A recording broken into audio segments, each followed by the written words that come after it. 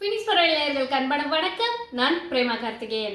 சமீபத்துல 2 பெண்களுக்கு இடையே சண்டை. 2 பெண்களும் 50 வயதை கடந்தவங்க.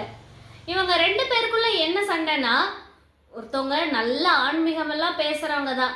ஆனா அவங்க பண்ண தப்ப இவங்க எக்ஸ்போஸ் பண்ணிட்டாங்க. அதுக்கு இந்த ஆன்மீகம் பேசுறவங்க அவ்வளவு அசிங்கமான வார்த்தைகள்ல அவ்வளோ திட்டுறாங்க. இவங்கள பயங்கரமா திட்டி தீக்குறாங்க. காது கொடுத்து கேட்கவே முடியாது. ஆச்சரியமா இருக்கு, இவங்களா இப்படி பேசுறாங்க அப்படின்னு. இதெல்லாம் பேசின வரைக்கும் சரிதான். ஆனா கடைசியா அவங்க ஒரு வார்த்தை சொல்றாங்க, இதனாலதான் உன் வயிற்றுல புழு பூச்சி பிறக்கவே இல்லைன்னு. எவ்வளோ சாதாரணமா சொல்லிட்டு போறாங்க அந்த வார்த்தைய. பெண்ணுக்கு பெண் தான் எதிரில்ல.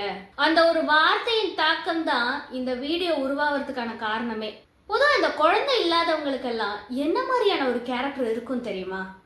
அவங்க இப்போ இவங்கெல்லாம் பேசுகிறாங்க இல்லையா, அப்படியே சுடுசொல் எடுத்து வீசுகிறாங்க இல்லையா, இந்த மாதிரிலாம் அவங்க யார்கிட்டையும் பேசவே மாட்டாங்க.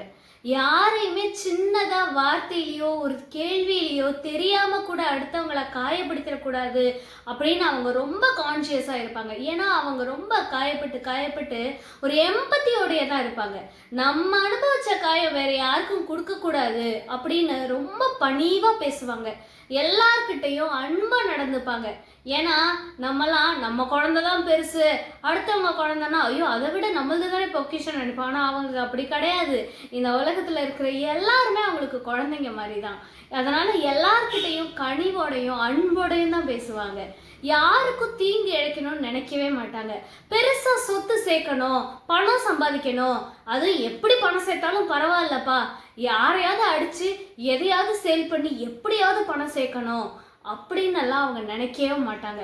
கொஞ்சமாக பணம் சேர்த்தா போதும், நமக்காக மட்டும்தானே அப்படின்னு அவ்வளோ தெளிவாக இருப்பாங்க. அதை விட எல்லாத்த விட கடைசியாக என்ன தெரியுமா, இங்கே பல பேர் குழந்தைங்க பிறந்ததுக்கு அப்புறம் சொல்கிற வார்த்தை என்னன்னா, ஏதோ குழந்தைங்களுக்காக தான் வாழறேன், ஹஸ்பண்டெல்லாம் பெருசாக கண்டுக்கிறது இல்லை, ஒய்ஃப் எல்லாம் கண்டுக்கிறது இல்லைன்னு சொல்லுவாங்க. ஆனால் உண்மையிலேயே கணவன் மனைவி அன்பாக இருக்கிறவங்க யாருன்னு பார்த்தீங்கன்னா குழந்தை இல்லாத தம்பதிகள் தான்.